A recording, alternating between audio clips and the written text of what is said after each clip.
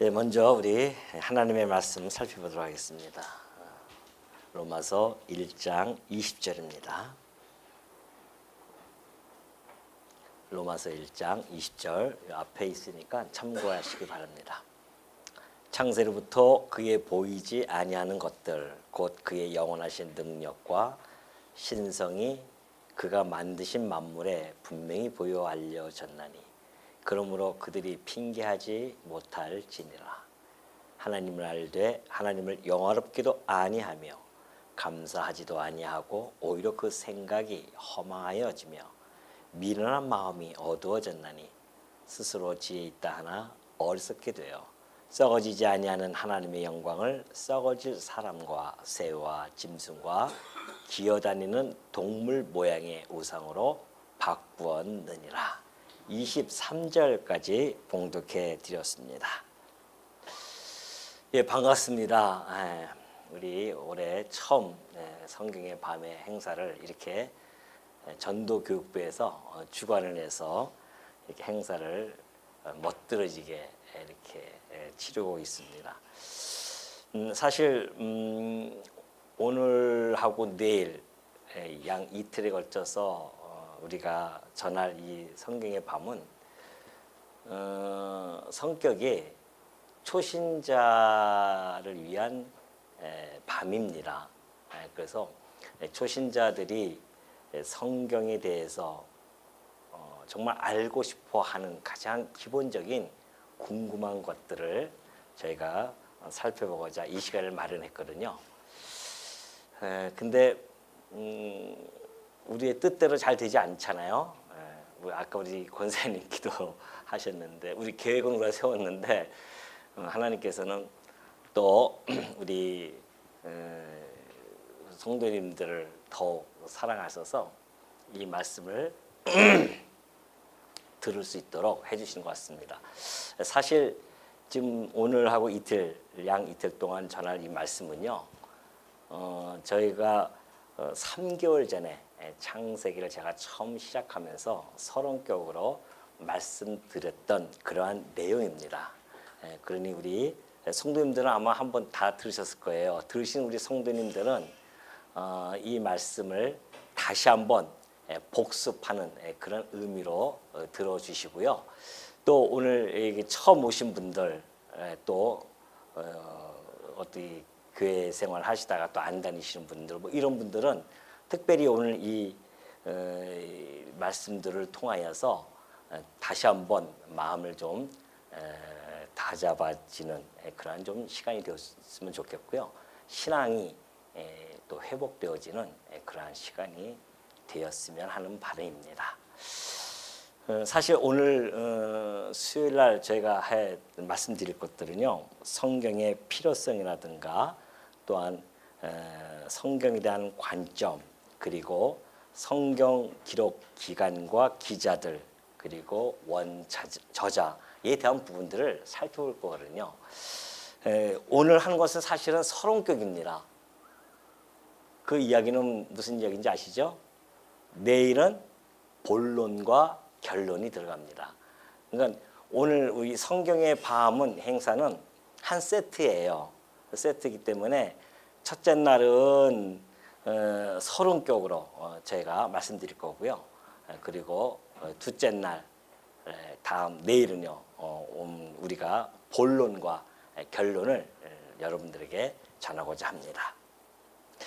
자, 여기 보셨죠? 여기 보시면은 이 자료에 여러분이 참고하면서 보시면 됩니다. 먼저 이제 성경에 대한 총체적인 서론을 한번 살펴볼 건데요. 1번이 성경의 필요성에 대한 것을 오늘 1강으로서 여러분에게 전달하고자 합니다. 여러분 가지고 있는 모든 성경, 어느 집에 가도 이 성경이 없는 집은 거의 없을 것입니다. 신앙이 없는 분들도 이 성경을 하나 정도는 집에 가지고 있죠. 비록 읽지는 않는다 할지라도 항상 비치해 두는 것, 이것이 모든 사람들의 가정 속에 있는 그러한 성경입니다. 이 성경이 사실은 베스트셀러 중에 베스트셀러입니다. 왜냐하면은 전 세계적으로 약 2,500 언어로 번역이 되어졌습니다. 이렇게 번역되어진 것이 거의 없죠. 뿐만이 아니라 지금도 현재도 계속해서 번역이 되어져 가고 있는 이 사실로 보아서도 성경이 모든 민족에게는 정말 중요한 그러한 책으로서 사람들이 간직하기도 하고 보기도 한다는 사실을 우리는 충분히 알 수가 있습니다. 자, 이 성경, 여러분 앞에 있는 이 성경을 제가 어렸을 때는요, 우리 목사님들 이렇게 딱 성경을 끼고 다니지 않습니까? 장로님들도 그렇습니다. 그리고 좀 신앙이 좀 있는 청년들도요, 가슴에다가 이렇게 탁 끼고 이렇게 다니거든요. 제가 어렸을 때 우리 청년 때는 좀 성경을 들고 다니는 것이 부끄러운 적이 있습니다. 청년들은 잘 안 들어요, 성경을. 어른들만 이렇게 하지 성경을 안 들고 다닙니다. 그만큼 이 성경이라고 하는 것이 어떤 분들에게는 매우 소중하게 느껴지지만은 어떤 분들에게는 그렇게 깊게 이렇게 인지가 안 되는 그러한 성경이기도 합니다. 자, 그렇다고 한다면 주일날만 되면 많은 사람들이 성경을 이렇게 끼고 교회당을 갑니다. 이 교회당을 가는데 그러한 분들을 향해서 뭐라고 하냐면은 이렇게 부르고 있습니다.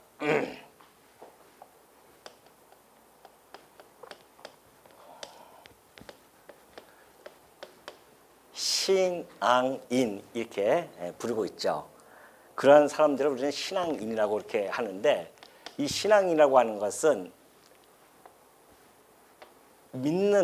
믿고 우러러 받드는 그러한 사람들이란 뜻입니다. 그렇다고 한다면 기독교에서 믿는 것은 도대체 뭔가라는 것을 우리가 좀 알 필요가 있죠. 기독교에서 뭘 믿는가, 그리고 뭘 우러러 숭배하고 있는가라고 봤을 때는 기독교는 하나님입니다. 하나님의 존재를 믿는다는 겁니다. 하나님이 살아계심에 대한 것을 믿어요. 존재를 믿고 그 존재를 믿는 사람들은 하나님이 어떠한 분인지를 알게 되어집니다. 그래서 어떠한 분은 곧 그의 속성이죠. 그의 속성을 알게 되어져요. 알면은 그분을 우러러 받을 수밖에 없습니다. 왜냐하면 우리 인간들하고는 전혀 차원이 다른 분이시기 때문에 그래요. 우리는 무능한 그러한 존재들이지만 이 하나님은 전능하신 분이시고요. 우리의 지식이라고 하는 것은 얄팍하고 한계가 있지만은 제한적이지만은 하나님의 이 지식이라고 하는 것은 전지하신 분이십니다. 이러한 여러 가지 속성들을 알게 되어지면 그 하나님을 우러러 공경할 수밖에 없습니다. 이것을 우리는 경외라고 합니다. 하나님을 경외하게 되어지죠. 그러니까 성경을 이렇게 들고 다니시는 분들은 신앙인이라고 그렇게 부르는데 그 신앙인들은 하나님의 존재를 믿고 그가 어떠한 분인지를 깨달아 알아서 그를 경외하는 자들이다. 이것이 신앙인의 정의라고 볼 수 있습니다. 교회당에 오시는 많은 분들이 이러한 신앙인으로서 살아가면 얼마나 좋겠습니까? 그런데 교회당 안에는 이러한 신앙인들만 있는 것이 아닙니다. 때로는 하나님에 대한 존재에 대한 확증을 받지 못하고 그분이 어떠한 분인지를 모르고 그냥 맹목적으로 다니시는 분이 있어요. 그냥 믿는 거죠. 그러한 분들을 맹신인이라고 그렇게 우리는 이야기하죠. 맹신인입니다. 맹신인은 그냥 맹목적으로 믿는 겁니다. 잘 몰라요. 하나님에 대해서 살아계신지도 확정 못 받고 그분이 어떠한 분인지도 모르면서 그냥 믿는다고 왔다 갔다 하시는 분들입니다. 이런 분들의 특성은 기복신앙으로 빠집니다. 기복신앙이죠. 그래서 기독교를 갖다가 기도만 열심히 하면 복 받는 그런 종교로 알고 살아가는 사람입니다. 하나님이 살아계시고 이런 거 잘 몰라요. 확증을 못 받았으니까. 그럼에도 불구하고 막연하게 하나님은 살아있을 거야. 그래서 내가 복을 빌면 그 복을 주시는 분일 거야. 이렇게 믿고 살아간단 말입니다. 그런가 하면은 이 하나님의 존재와 속성을 잘 모르면 때로는 신비적인 그러한 신비적인 신앙, 신비주의적인 신앙으로 흐를 경우가 참 많이 있습니다. 왜냐하면 이 하나님의 존재와 속성이라고 하는 것은 성경을 통해서만 알 수 있는데 성경을 모르니까 어느 쪽으로 빠지나 하면은 체험 위주로 빠집니다. 체험을 자꾸만 하고 싶어 해요. 하나님을 막 그냥 꿈꾸다가 이렇게 하나님도 보고 싶어 하고 또는 하나님으로부터 음성을 듣고 싶어 하는 마음도 있고 막 이런 걸 신앙을 추구하기 위해서 산속에 들어가서 금식을 하면서 그렇게 기도하면서 막 나무 뿌리를 잡고 흔들면서 기도한단 말입니다. 하다 보면은 자꾸만 신비적인 신앙으로 흘러서 결국은 신비적인 정말 체험을 합니다. 그래서 그것이 진짜 바른 신앙인 줄 알고 성경은 점점 멀리하면서 신비적인 신앙 속에서 살아가는 분들도 있습니다. 그러니까 맹신인들이 주로 이런 기복과 신비주의로 빠지는 경우가 허다합니다. 또 그렇지 않으면은 이것도 모르면은 뭐 복을 기원했는데 도대체 복도 들어오지도 않고 그런 걸 느낍니다. 그러면은 점점 이 교회에 대한 매력을 느끼지 못하니까 불신앙이 되어집니다. 신앙이 없어져요.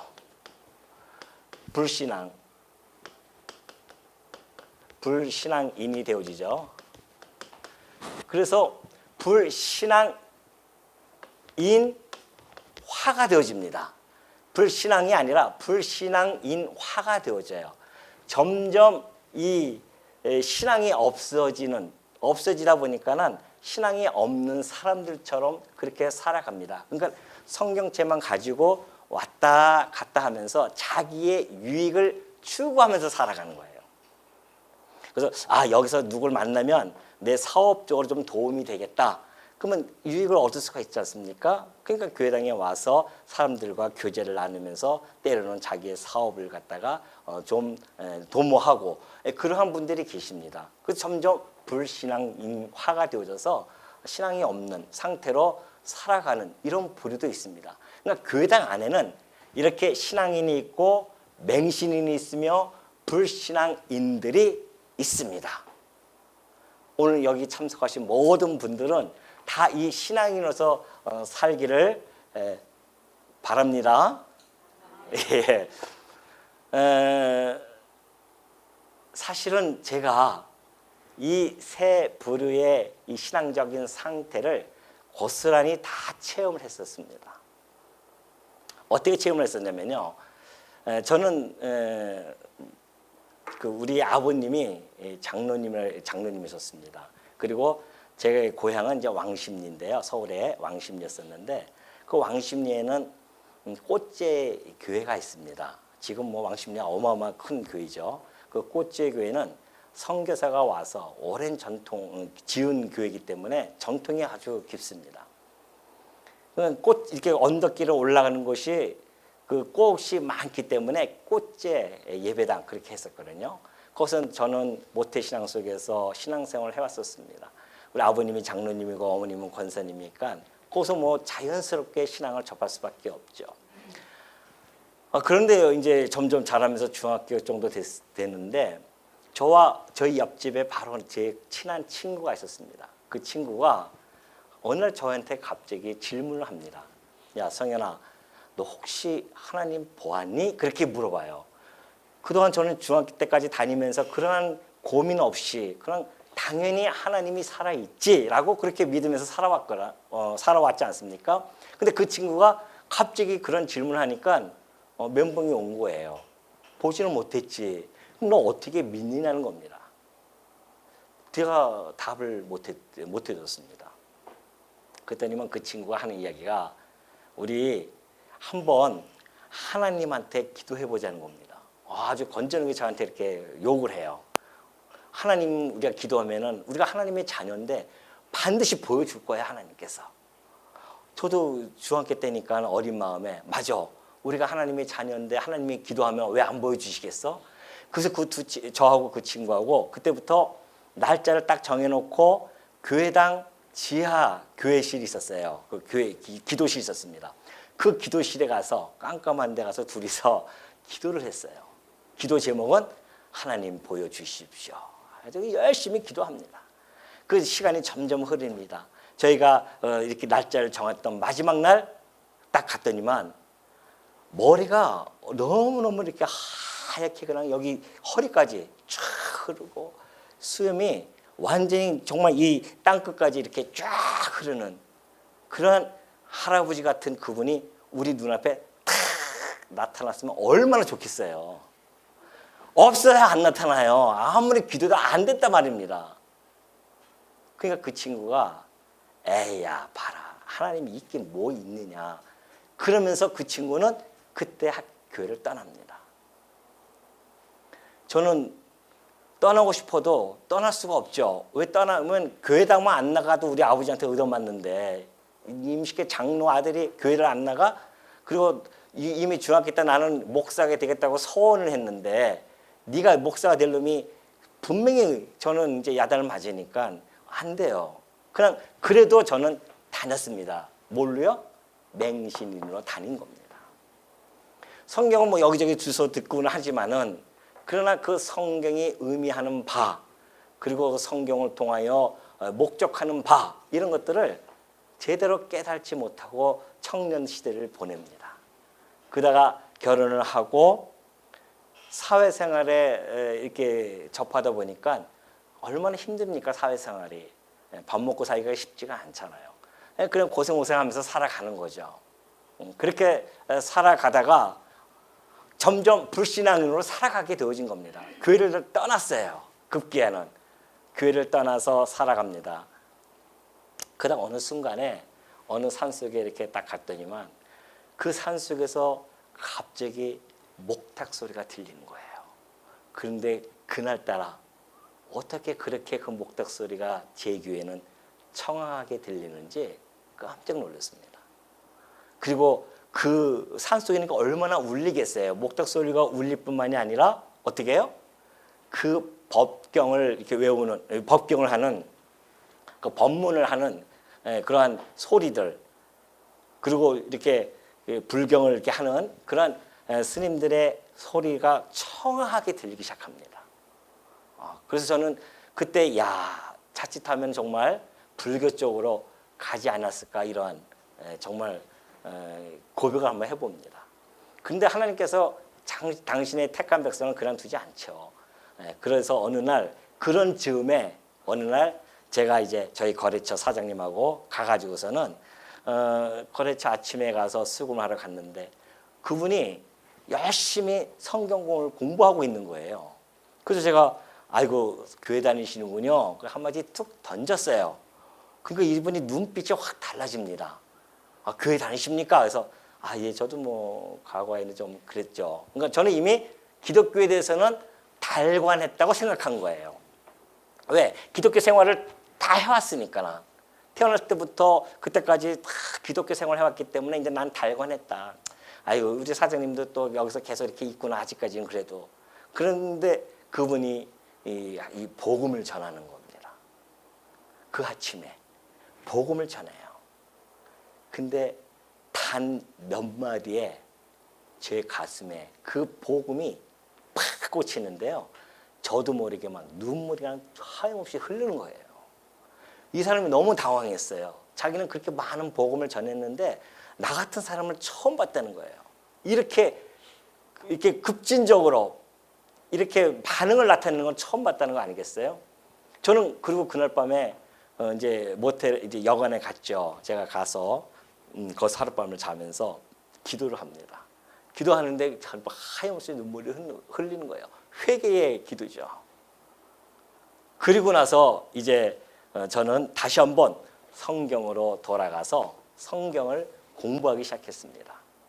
거기서 그 성경을 통해서 저는 하나님이 살아 존재한다는 사실을 확증을 받습니다. 그리고 그분이 어떠한 분인지를 알게 되어졌어요. 그리고 나는 그래서 그 하나님을 경외하는 자로 신앙인으로 살아가기 시작했습니다. 결국은 어떻게 됐을까요? 이렇게 목회자가 다시 되어져서 중학교 때 꿈꿨고 중학교 때 그 소원했던 그 소원이 그대로 이루어져서 오늘 이렇게 여러분 앞에 강단에 서서 성경을 가르치는 교사로서 역할을 지금 충실히 하고 있는 중입니다. 신앙인이라고 하는 것은 교회 안에는 이러한 부류의 사람들이 많이 있습니다. 그렇기 때문에 제가 그걸 너무나 잘 알고 있기 때문에 늘 여기에 대한 관심이 있습니다. 저분은 지금 맹신인으로서 기복 속에서 또는 신비주의 속에서 혹시 신앙생활을 하고 있지는 않는가? 이걸 눈여겨볼 수밖에 없고요. 혹시 불신앙인화가 되어져서 불신앙처럼 살아가고 있지는 않는가? 그래서 제가 가지고 있는 것을 역량을 총발휘해서 이런 분들을 바로 이 신앙인으로 변모시킬 수 있는 그 일에 일조를 가하는 것, 이것이 목회자가 가지고 있는 은사로서 여러분에게 해드릴 수 있는 이것뿐이 없죠. 이것뿐이 아니라 이것이 가장 최고 아닙니까? 그러니 이러한 하나님의 이 존재와 속성을 내가 깨닫기 전에는 항상 어떤 문제가 있었냐면은 그런 고민이 있었어요. 그러니까 제가 아까 얘기했듯이 산속에서 그러한 청하게 그 목닭 소리가 들릴 때에 제가 들었던 의문이 그때서야 들어요. 그때가 30대 이제 후반에 막 들어갈 때였었습니다. 그때 무슨 고민이 있었냐면요. 나는입니다. 나는. 그러면서 나타나는 문제들이 나는 어디에서 왔는가?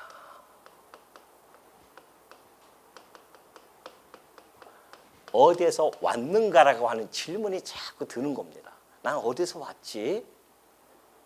이것은 철학적인 용어를 하면은 내 생의 출처는 어디인가? 이거거든요. 내 생의 출처는 도대체 어디인가? 그런가 하면은 나는 도대체 누구인가? 여기에 대한 질문도 있을 수밖에 없죠. 나는 누구인가? 이것은 정체성에 대한 문제 아닙니까?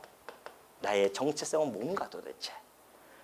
나는 왜 여기에 있는가? 나는 왜 여기에 지금 현재 여기 살고 이렇게 있는가?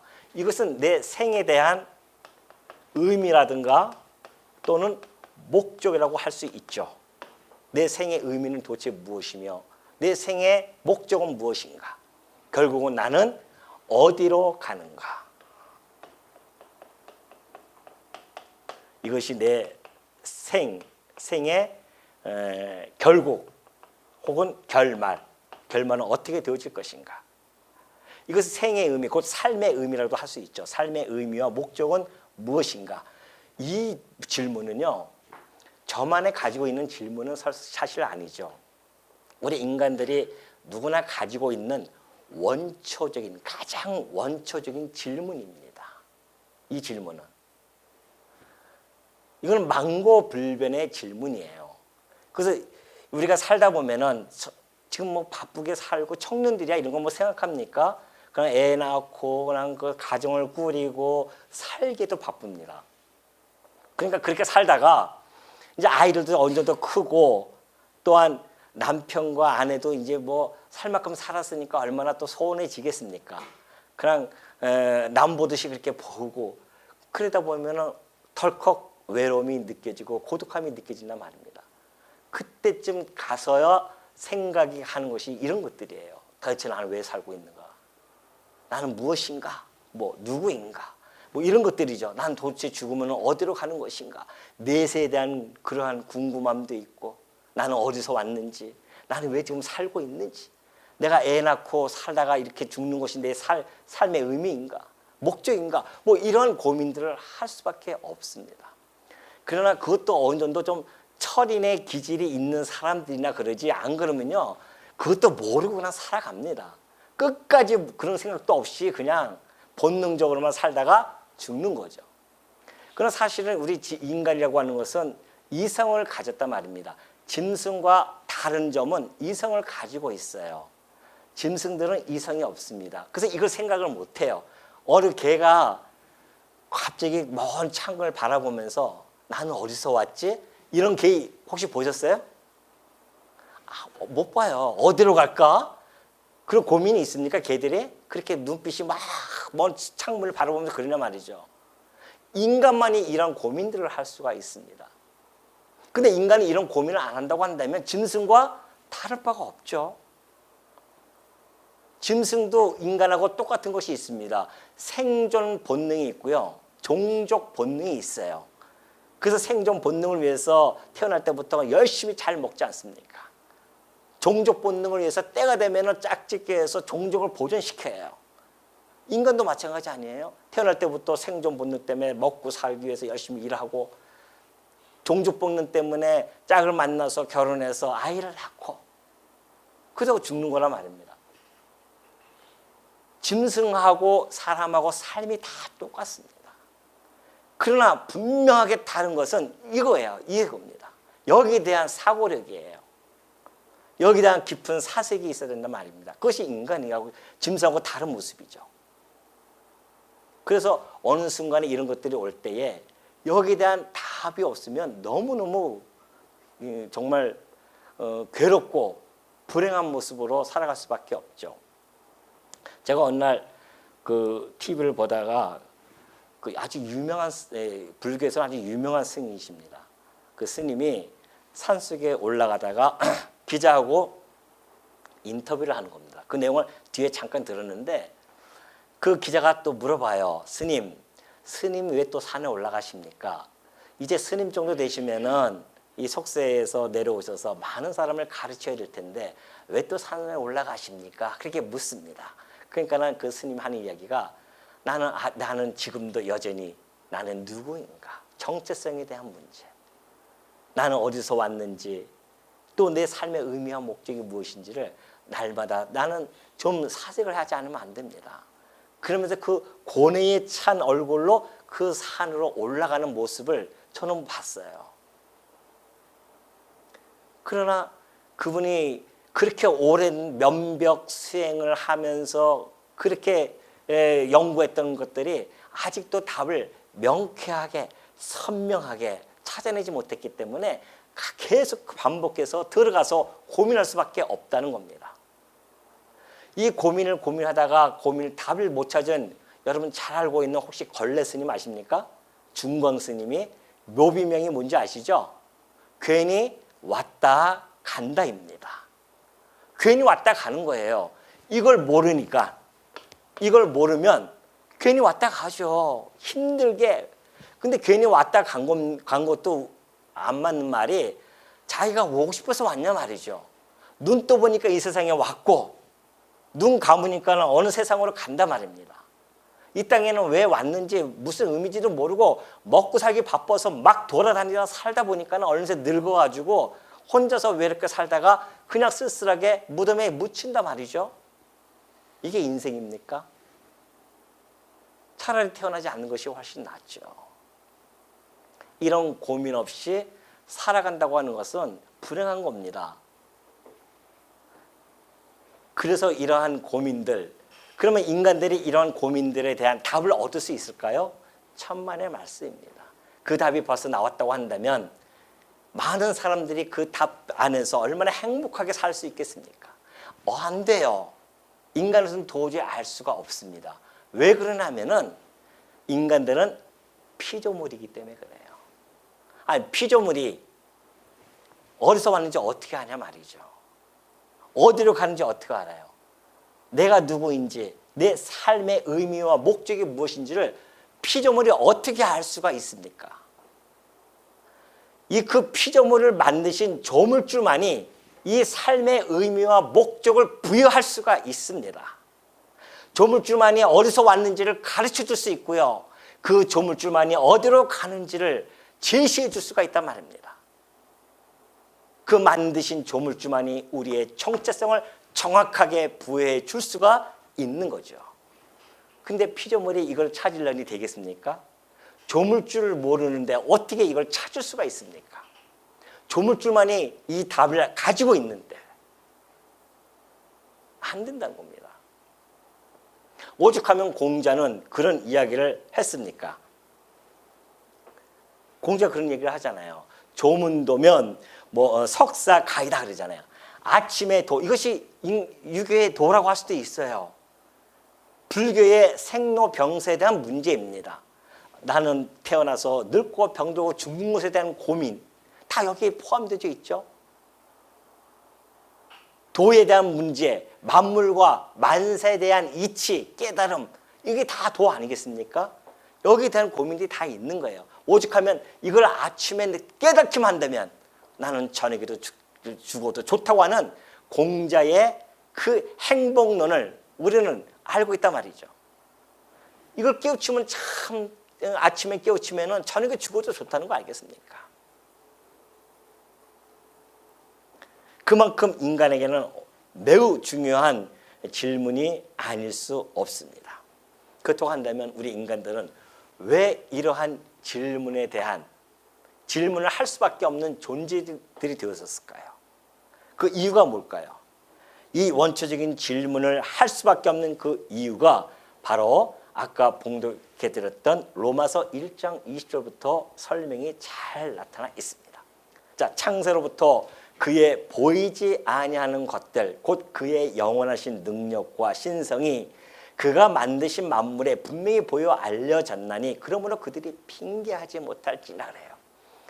창세로부터 이 세상을 창조하셨던 그 하나님께서 그의 보이지 아니하는 그의 영원하신 능력, 신성을요, 그 만드신 모든 만물에 분명히 보여 알려졌어요. 이걸 자연 계시라고 합니다. 자연을 통하여 하나님이 다 보여줬다는 겁니다. 어떻게 해요? 이 우주 만물의 별들이 셀 수가 없어요. 이 지구상의 다 모래알을 다 합친 것보다도 저 우주의 별들이 훨씬 많다는 거 아니겠습니까? 상상이나 갑니까? 그 무한대의 우주의 모습을 상상하냐고요. 그걸 하나님이 창세부터 그걸 만드셨어요. 만물에 그걸 다 만물을 만드셨단 말입니다. 그리고 더군다나 이 태양계를 만들어서 지구를 만들고요. 지구를 자전축을 23.5도로 딱 기울게 해서 그 돌덩어리, 질량이 얼마나 무겁습니까? 그 돌덩어리를 돌게 합니다. 지구만 돕니까? 주변에 있는 많은 행성들이 또 다 자전을 합니다. 그 자전을 통해서 하루 24시간이 돌아갑니다. 그리고 그 자전을 할 뿐만 아니라 그것이 돌면서 태양을 중심에서 공조를 합니다. 한 바퀴 태양을 쫙 돌면 1년 365일이 되어집니다. 이것이 우연히 되어졌을까요? 우연히 돌이 갑자기 돌기 시작했을까요? 그것도 23.5도로 딱 기울지 않으면은 이 사계절의 변화라든가 1년 365일이라든가 24시간이라든가 이것이 불가능한 겁니다. 그러니까 많은 우주 과학자들은 그러잖아요. 행성들끼리 막 지나가다가 팍 부딪혔대요. 부딪혀가지고서는 그게 기울어졌는데 그때부터 그 기울어진 상태로 다 돈다는 거 아니겠어요? 지구만 23.5도가 아니에요. 다른 별들도 막 그 자전축이 완전히 다 틀립니다. 어떤 사람은 8도, 어떤 별은 뭐 25도, 어떤 별은 뭐 90도, 180도 이렇게 도는 별들이 많이 있어요. 근데 지구만이 딱 23.5도라고 하는 것은 사계절과 날과 해를 갖추는데 최적의 조건을 만들었단 말입니다. 그걸 누가 만들었어요? 우연히 그렇게 됐다고요? 어느 바보 그걸 믿겠습니까? 우연히 됐다고. 우리 인간이 우연히 왔다가 우연히 그냥 가는 겁니까? 우연히 왔다가 우연히 가면 무슨 의미가 있고 목적이 있습니까? 그 진화론자들은 삶의 의미와 목적을 제시할 수가 없어요. 왜? 우연히 왔는데 무슨 목적이 있습니까? 우연히 왔는데 무슨 의미를 부여하냐 말이죠. 우연히 또 갈 것인데. 그러니 이 세상 사람들의 이 머리 가지고서는 이걸 알 수가 없죠. 그러니 하나님께서는 그 신성과 능력을 그 우주 만물에 다 알 수 있도록 그렇게 다 하고 있습니다. 그러니까 아침에 떠오르는 태양, 달, 모든 별들을 바라보면서 하나님의 영광을 찬송해야 되는데 그걸 보여줬는데 그들이 핑계하지 못한단 말입니다. 하나님이 어딨어? 하나님이 무슨 전능자야? 핑계하지 못해요. 자연계시를 통해 다 보여줬기 때문에. 하나님을 21절입니다. 하나님을 알되 하나님을 영화롭게도 아니하며 감사하지도 아니하고 오히려 그 생각이 허망하여지며 미련한 마음이 어두워졌어요. 생각이 허망하여지고 미련해졌어요. 왜? 인간이 타락해가지고서는 하나님을 떠났습니다. 하나님께서 내보냈어요. 인간이 타락해서 하나님과 함께 있을 수가 없게 되어졌습니다. 왜? 이 타락했다고 하는 것은 죄인이 되어졌다는 겁니다. 불의해졌어요. 그러니까 의로우신 하나님, 거룩하신 하나님과 함께 동행할 수가 없는 겁니다. 그러니 그 생각이 허망해질 수밖에 없고 미련한 마음이 어두워질 수밖에 없죠. 빛에서 멀어졌으니까. 스스로 지혜 있다 하나 어리석게 되어서 썩어지지 아니하는 하나님의 영광을 썩어질 사람과 새와 짐승과 기어다니는 동물 모양의 우상으로 바꾸었느니라. 어떻게 바꿨다고요? 이렇게 바꿨다는 겁니다. 이게. 이렇게 바꿨대요. 얼마나 좀 유치하지 않습니까? 저 황소들 만들고 저 짐승을 인간 몸에다가 짐승 말을 갖다가 만들고 자기네들이 그것들 갖다가 신이라고 섬기는 이런 자들. 그 이유가 또 나타납니다. 에베소서 4장 18절 보니까 그들의 총명이 어두워지고 그들 가운데 있는 무지함과 그들의 마음이 굳어짐으로 말미암아 하나님의 생명에서 어떻게 해요? 떠나 있는 자들이에요. 하나님의 생명에서 떠나 있는 자들은 총명이 어두워질 수밖에 없죠. 무지해지고요. 마음은 굳어졌습니다. 고린도전서 1장 21절 보니까 하나님의 지혜에 있어서는 이 세상이 자기 지혜로 하나님을 알지 못하므로 하나님께서 전도에 미련한 것으로 믿는 자들을 구원하시기를 기뻐하셨도다. 이 세상이 자기 지혜로는요 하나님에 대해서 알 수가 없습니다. 타락했기 때문에 그래요.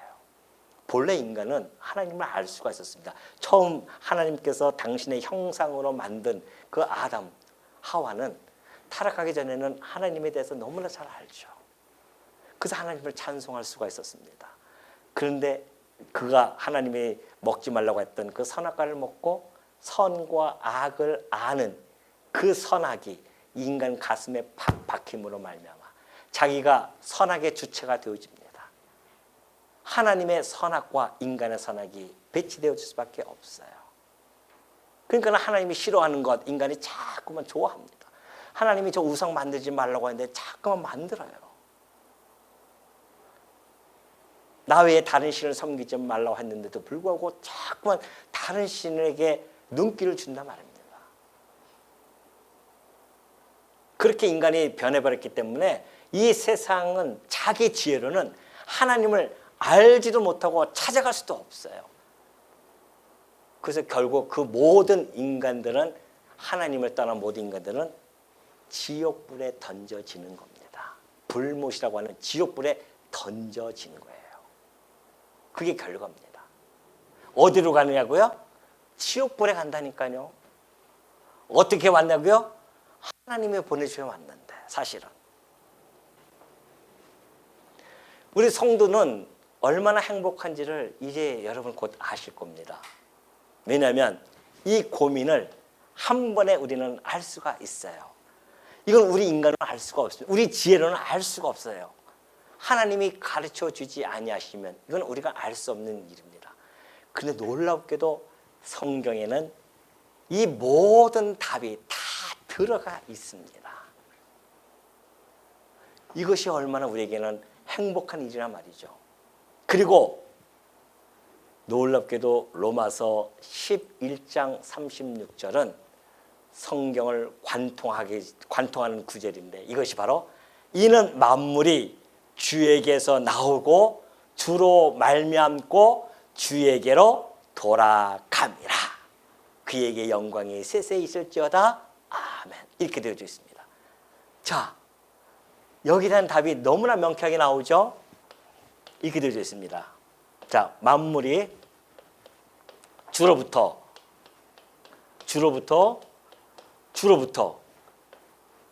나와요.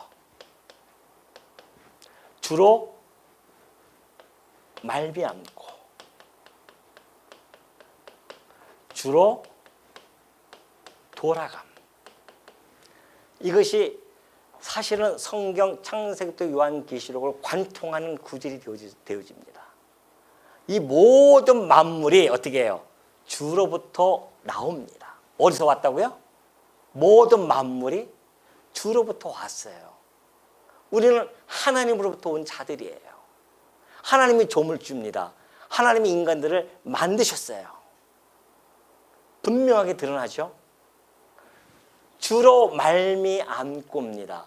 만물이 주로부터 나오고 모든 만사가 주로 말미암습니다. 우리가 살아가는 모든 것들이 내 삶의 생사가 주로 말미암아서 살아가는 자들이에요.